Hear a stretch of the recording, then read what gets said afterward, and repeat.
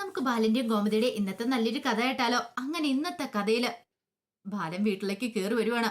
ഗോമതി ആകെപ്പാടെ ഞെട്ടി വരച്ച് നിൽക്കുക. പിന്നീട് ബാലൻ വന്നിട്ട് പറഞ്ഞു, ഗോമതി ഇത് കുറച്ച് ഫ്രൂട്ട്സാ ദേവിമോൾക്കുള്ളേന്ന് പറഞ്ഞു.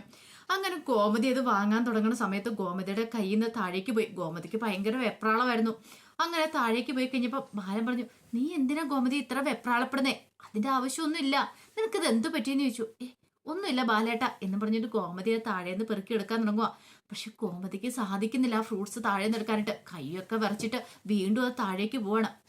ബാലൻ പറഞ്ഞു, ഞാൻ സഹായിക്കാന്ന് പറഞ്ഞ് എന്ത് ചെയ്തു, ബാലനത് വാങ്ങുവാണ്. ബാലനത് വാങ്ങിയിട്ട് അതാ കവറിനകത്തേക്ക് തന്നെ വെക്കുക. പിന്നീട് ഗോമതി ഇങ്ങനെ എഴുന്നേറ്റ് നിൽക്കുന്ന സമയത്ത് ബാലൻ ചോദിച്ചു, ഇതെന്താ ഗോമതി, നിനക്കിത് എന്ത് പറ്റി?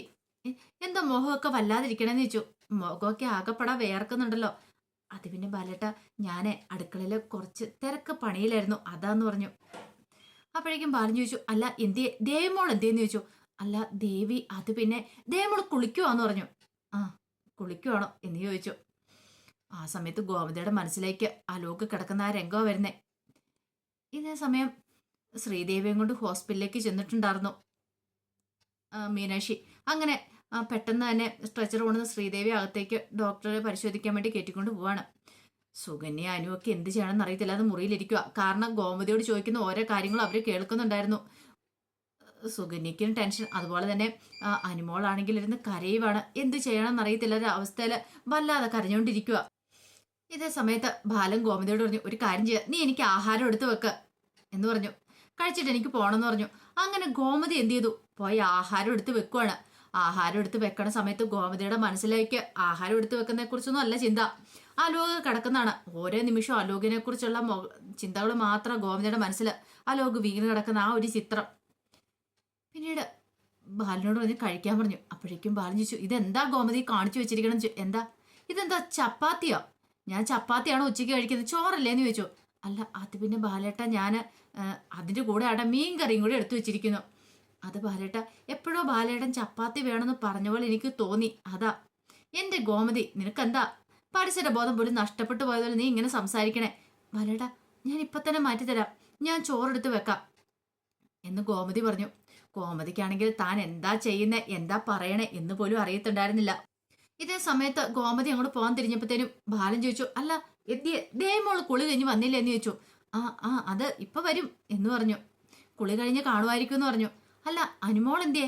അനുമോള് പഠിക്കുമെന്ന് തോന്നുന്നു മുറിയില്ല, അവളെയും കൂടെ വിളിക്ക്. വേണ്ട ബാലേട്ട, വേണ്ട വിളിക്കണ്ട, അവള് പഠിക്കട്ടിരുന്ന. വേണ്ട ഞാൻ പോയി വിളിക്കാന്ന് പറഞ്ഞു. വേണ്ട ബാലേട്ട, അവളെ ശല്യം ചെയ്യണ്ട, അടുത്ത മാസം എക്സാം അല്ലേന്ന് ചോദിച്ചു. പിന്നെ ബാലനൊന്നും പറയാൻ പോയില്ല. അങ്ങനെ ഗോമതി ചോറെടുക്കാനായിട്ട് അകത്തേക്ക് അങ്ങോട്ട് പോയി. ആ സമയത്ത് വല്ലാത്ത ടെൻഷനിലായിരുന്നു അനുമോള് വാവിട്ട് കരയുക. ഇതൊക്കെ കേട്ട് കഴിഞ്ഞപ്പോൾ അപ്പോഴേക്കും സുകന്യ വന്ന അനുമോളുടെ വായും കൂടെ പൊത്തി, ഒന്ന് പതുക്കെ കര, ബാലേട്ടനെ അറിയിക്കരുത് പ്ലീസ്, ബാലേട്ടൻ എങ്ങാനും കയറി വന്നാൽ തീർന്നെന്ന് പറഞ്ഞു. എന്ത് ചെയ്യാൻ പറ്റും, വാ പൊത്തി കരയാനായിട്ടോ അനുമോൾക്ക് പറ്റുന്നുണ്ടായിരുന്നുള്ളൂ. ആ സമയത്ത് ഡോക്ടർ വന്നിട്ട് ശ്രീദേവിയോട് ചോദിച്ചു, അല്ല ദേവിക്ക് ഇത് എന്ത് പറ്റിയതാന്ന് ചോദിച്ചു. അപ്പോഴേക്കും കാര്യങ്ങൾ പറയണം. അല്ല ബാത്റൂമിലാണോ വീണേ? അത് ബാത്റൂമിലെ വീണേ. വയറിടിച്ചാണോ വീണേന്ന് ചോദിച്ചു. അപ്പോഴേക്കും മീനാക്ഷി ഒന്ന് ആലോചിച്ചു. ശരിയാ, വയറിടിച്ചാ വീണേ. ആ സെറ്റിയുടെ വയറിടിച്ചിട്ടുണ്ടായിരുന്നു. അതേന്ന് പറഞ്ഞു. ഡോക്ടറെ, ദേവി ചേച്ചിക്ക് എന്തേലും നോക്കട്ടെ, നോക്കിയതിന് ശേഷം പറയാം. ഇത് സ്റ്റാർട്ട് ചെയ്തോളെ നേഴ്സിനോട് പറയണം. അതെ, സ്കാനൊക്കെ ചെയ്തതിന് ശേഷം എന്തേലും പറയാൻ പറ്റുള്ളൂ എന്ന് പറഞ്ഞു. അത് കേട്ട് കഴിഞ്ഞപ്പോൾ മീനാക്ഷിക്ക് ആകെപ്പെട്ട ടെൻഷനായി. മീനാക്ഷി ചോദിച്ചു, ഡോക്ടറെ, അല്ല അത് പിന്നെ ദേവി ചേച്ചിയുടെ കുഞ്ഞിനൊന്നും സംഭവിക്കില്ലല്ലോ അല്ലേ, രക്ഷപ്പെടുമല്ലോ അല്ലേന്ന് ചോദിച്ചു. കണ്ടിട്ട് ചില ക്രിട്ടിക്കലാന്ന് തോന്നേ, ഒന്നും പറയാൻ പറ്റില്ല, പിന്നെ ദൈവത്തോട് പ്രാർത്ഥിക്കുക, അത് മാത്രമേ പറയാനുള്ളെന്ന് പറഞ്ഞു. അതും പറഞ്ഞിട്ട് ഡോക്ടർ സ്കാൻ എടുക്കുന്ന കാര്യമൊക്കെ പറഞ്ഞിട്ട് അങ്ങോട്ട് കയറിപ്പോയി. അപ്പോഴേക്കും മീനാക്ഷിക്ക് ഒന്നുകൂടെ ടെൻഷനായി, ഭയങ്കര വെപ്രാളമായി. ഇനി എന്ത് ചെയ്യണമെന്ന് അറിയത്തില്ലാത്തൊരു ടെൻഷൻ. മീനാക്ഷിയുടെ ഉള്ളിലൊരു ഭയം ഉണ്ടാവുന്നുണ്ട്. കുറച്ച് കഴിഞ്ഞപ്പോഴത്തേനും ദേവിക്ക് ആ ടെൻഷനായി. ഇതുവരെയായിട്ടും ശ്രീദേവിയെ കുറിച്ച് വിവരമില്ല. പിന്നീട് റിസപ്ഷനിൽ ഇങ്ങനെ ചെന്ന് നിൽക്കണം. എന്നിട്ട് അവിടെ ചോദിച്ചു, അല്ല എനിക്ക് ദേവി ചേച്ചി ഒന്ന് കാണാൻ പറ്റുമോന്ന് ചോദിച്ചു. സ്കാനിങ്ങിന് കൊണ്ടുപോയിക്കോന്നല്ല പറഞ്ഞ്, ഇപ്പൊ കാണാൻ പറ്റില്ല എന്ന് പറഞ്ഞു. എന്ത് ചെയ്യണം, അല്ല ഡോക്ടറെ എനിക്കൊന്ന് കാണാൻ പറ്റുമോന്ന് ചോദിച്ചു.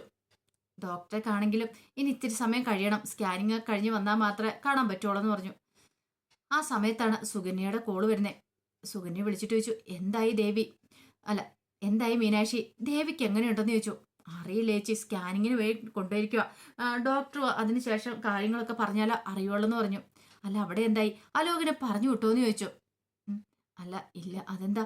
അവന് ബോധം വീണില്ലേ? അവനെ പറഞ്ഞു വിടാൻ മേലായിരുന്നു നോക്കി ചോദിച്ചു. ഇനി വേറെന്തെങ്കിലും കുഴപ്പമുണ്ടോന്ന് ചോദിച്ചു. അപ്പോഴേക്കും സുകന്യ പറഞ്ഞു, ഏയ് ദേവി, അത് പിന്നെ ദേവിയല്ല മീനാക്ഷി, അത് പിന്നെ ബാലേട്ടനുണ്ട് ഇവിടെ, ബാലേട്ടൻ വന്നിട്ടുണ്ട്, ഞാൻ വെക്കുക, പിന്നെ വിളിക്കാന്ന് പറഞ്ഞ് പെട്ടെന്ന് കോള് കട്ട് ചെയ്തു. അല്ലാതെ ഇപ്പൊ എന്ത് പറയാനായിട്ടാ? എന്തേലും പറയാൻ പറ്റുമോ മീനാക്ഷിയോട്?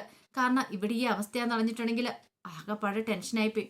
ഇതൊക്കെ കേട്ട് കഴിഞ്ഞപ്പോഴത്തേനും അൻസർ വീണ്ടും ഇരുന്ന് കരയുവാണ്. സുകന്യ പറഞ്ഞു, അനുമോളെ നീ ഒന്ന് കരയാതിരിക്കുക, നീ ഇങ്ങനെ കരഞ്ഞിട്ടുണ്ടെങ്കിൽ എങ്ങനെ ശരിയാവുന്നേ?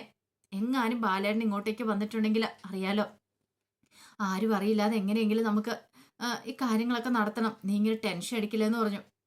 ആ സമയം ഗോമതി ബാലിനുള്ള ചോറൊക്കെ ആയിട്ട് ഇരുന്നു. അങ്ങനെ ചോറ് കൊണ്ട് വെച്ചിട്ട് ഗോമതി കറി വിളമ്പുവാണ്. ഗോമതി പക്ഷെ ആ ലോകത്തൊന്നും ആയിരുന്നില്ല. ഗോമതി ഇങ്ങനെ കറി വീണ്ടും വീണ്ടും ഒഴിച്ചുകൊണ്ടിരിക്കുക. പെട്ടെന്ന് ബാലൻ ചാടി എഴുന്നേറ്റു. എന്നിട്ട് ഇതെന്താ ഗോമതി എന്ന് ചോദിച്ചു. എന്താ എന്താ ബാലേട്ട, നീ ഇതെന്താ കാണിക്കണേ? ഈ കറി എന്താ ഇങ്ങനെ വിളമ്പുന്നേ? അത് പിന്നെ ബാലേട്ട ഞാന് എന്താ ഗോമതി നിനക്കിത് എന്തു പറ്റിയെന്ന് ചോദിച്ചു. ഒന്നുമില്ല ബാലേട്ട. അല്ല ശ്രീദേവിക്ക് കൊടുക്കാനുള്ള ഫ്രൂട്ട്സ് നീ കൊടുത്തായിരുന്നോ? ആ ഞാൻ കൊടുത്തു. ദേമോള് കുളി കഴിഞ്ഞ് വന്നെന്ന് ചോദിച്ചു. കുളി കഴിഞ്ഞ് വന്നു, ഞാൻ കൊടുത്തെന്ന് പറഞ്ഞു. അപ്പൊ ഈ ഇരിക്കുന്ന എന്നാന്ന് ചോദിച്ചു. ഡൈനിങ് ടേബിളിൽ ആ ഫ്രൂട്ട്സ് ഇരിപ്പുണ്ടായിരുന്നു. അല്ല അത് പിന്നെ ബാലേട്ട ഞാന് നിനക്ക് എന്താ ഗോമതി ഇത്? നീ ഇങ്ങനെയൊന്നും ആയിരുന്നില്ലോ, കൃത്യമായിട്ട് കാര്യങ്ങളൊക്കെ ചെയ്യുന്ന ആളാണല്ലോ. ഒരു കാര്യം പറഞ്ഞിട്ടുണ്ടെങ്കിൽ അതപ്പൊ തന്നെ അങ്ങനെ തന്നെ ചെയ്യുന്ന ആളാ. ഇപ്പൊ നിനക്ക് എന്തു പറ്റി? നീ ഇവിടെ എങ്ങും അല്ല, നിന്റെ മനസ്സ് വേറെ എന്തൊക്കെയാ, നീ എന്തോ വല്ലാതെ ആവുന്നുണ്ട്. അപ്പോഴേക്കും ഗോമതിന് വിറയ്ക്കാൻ തുടങ്ങി. വല്ലാതെ ആയിപ്പോയി. അകത്തുണ്ടായിരുന്ന സുകന്യയും അനുമോളും ഒക്കെ ഇത് കേട്ടു. അവർക്കും എന്തെയാണെന്ന് അറിയത്തില്ല.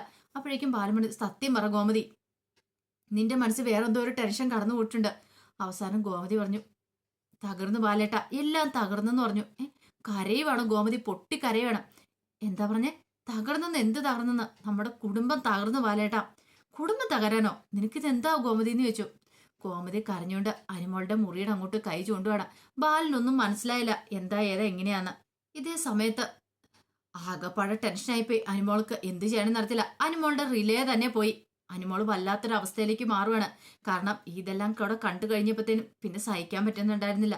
ഈ സമയത്ത് മീനാക്ഷി എന്ത് ചെയ്തു? ആനന്ദനെ വിളിക്കണം. അപ്പൊ ആനന്ദാണെങ്കിലോ കുഞ്ഞിനുള്ള കുഞ്ഞുടുപ്പൊക്കെ വാങ്ങിച്ച് ബൈക്കിലേക്ക് കയറുന്ന സമയത്താണ് മീനുന്റെ കോള് വരുന്നത്. എന്താ മീനു, എന്താ വിളിച്ചെന്ന് ചോദിച്ചു. ആനന്ദേട്ടാ, ആനന്ദേട്ടൻ പെട്ടെന്ന് സിറ്റി ഹോസ്പിറ്റലിൽ വരെയൊന്ന് വരാമെന്ന് ചോദിച്ചു. സിറ്റി ഹോസ്പിറ്റലോ? അവിടെ എന്താ മീനെന്ന് ചോദിച്ചു. ആനന്ദേട്ടൻ പെട്ടെന്നൊന്ന് വാ, കാര്യം എന്താ? കാര്യമൊക്കെ ഇവിടെ വരുമ്പം പറയാന്ന് പറഞ്ഞ് കോള് കട്ട് ചെയ്തു.